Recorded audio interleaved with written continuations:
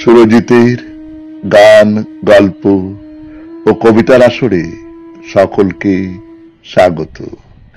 আজ শুনবেন একটি মর্মস্পর্শী কবিতা, সন্তান, কলমে শুভ দাশগুপ্ত।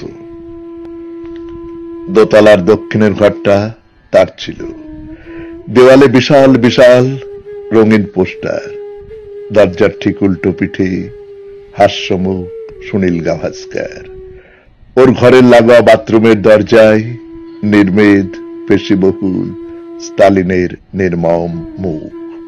ওর পড়ার টেবিলে অনেক বই, অনেক খাতা, তার চেয়ে অনেক বেশি বেশি বিদেশি পেন। টেবিলের নিচে একটা বুলওয়ার্কার, আল্লাহ এখনো ঝুলছে জিন্স, ডেনিম, রংচটা দামি শার্ট প্যান্ট। দোতলার দক্ষিণের ঘরটা ওর ছিল, খোকনের, আমার ছেলের। ওর একেবারে একার দখলে ছিল ঘরটা। বাইরে থেকে ফিরেই ও ঢুকে পড়ত ওই ঘরে, ওর নিজের একান্ত আপন সাম্রাজ্যে। অনেক রাত অবধি পড়া তৈরি করত জেগে পরীক্ষার জন্য। আমি কাপে করে ওকে দুধ দিয়ে আসতে ওপরে উঠতাম। দেখতাম কত বড় হয়ে উঠেছে আমারই ছেলে ধীরে ধীরে। জানলার পাশের জয়ফুল গাছটা থেকে ভারী মিষ্টি গন্ধ আসত। আমাদের দোতলাটা একেবারে মম করত। তবুও ওই সুগন্ধ ছাপিয়ে আমি যেদিন প্রথম সিগারেটের ধোয়ার গন্ধ পেলাম, রাগ করিনি। বুঝেছিলাম ছেলে আমার বড় হচ্ছে। দোতলার দক্ষিণের ঘরটা অনেক দিন বন্ধ পড়ে আছে, খোলা হয় না। শান্ত চলাফেরা, নরম চাহনির বুবান, আমার অজান্তে, আমাদের অজান্তে কোন ফাঁকে যে অস্থির চঞ্চল বিক্ষিপ্ত হয়ে উঠেছিল আমি বুঝতে পারিনি। অভাব তো তেমন ছিল না সংসারে, তবু দোতলার ওই নিজস্ব ঘর ছেড়ে ও কখন যে বাইরের ধুলো ধোয়ায় নিজেকে এমন অন্য চেহারার, এমন সাজিয়ে তুলেছিল আমি টেরই পাইনি। সেদিন বেশি রাতে ঝড় উঠেছিল। দ্রুত পায়ে খোকনের জানলা বন্ধ করার জন্য দোতলায় গিয়ে মাতাল হাসনুহানার গন্ধ ডিঙিয়ে আমি পেয়েছিলাম মদের গন্ধ। রাগ করেছি, দুঃখ করেছি, তবুও ভেবেছি খোকন বড় হচ্ছে। সংসারের মৃদুমন্দ ছোটখাটো টুকরো খুশি অথবা যন্ত্রণা গেছে আমাদের।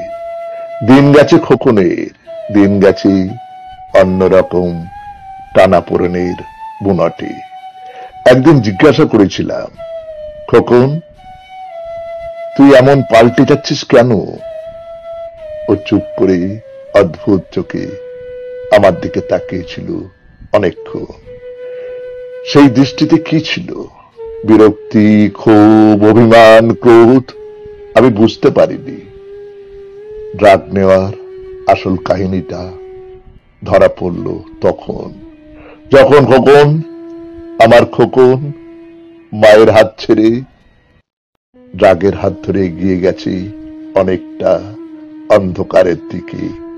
তারপর আমার চোখের সামনে আমারই বুকটাকে ভেঙে দোলে মুচড়ে খোকন দ্রুত পাল্টে যেতে লাগলো।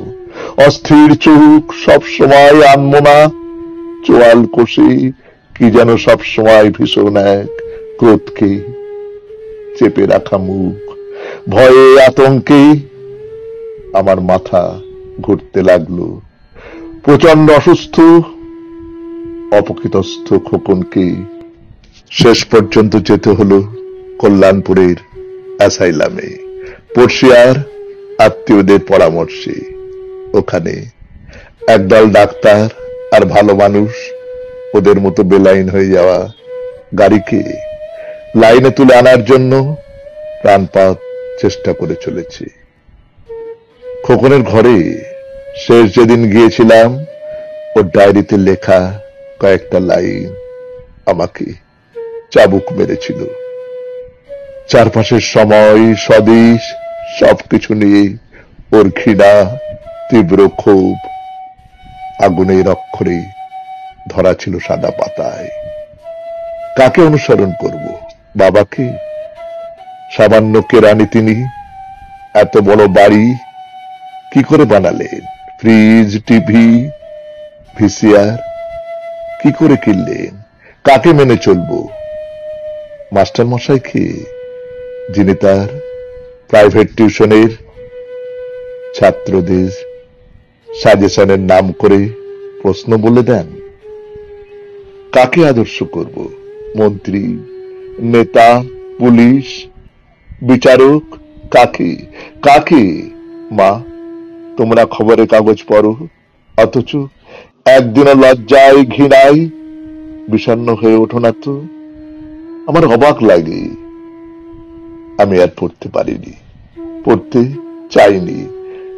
বোবান চলে যাবার পর দক্ষিণের ঘরের দরজা খোলার সাহস হয়নি আমার।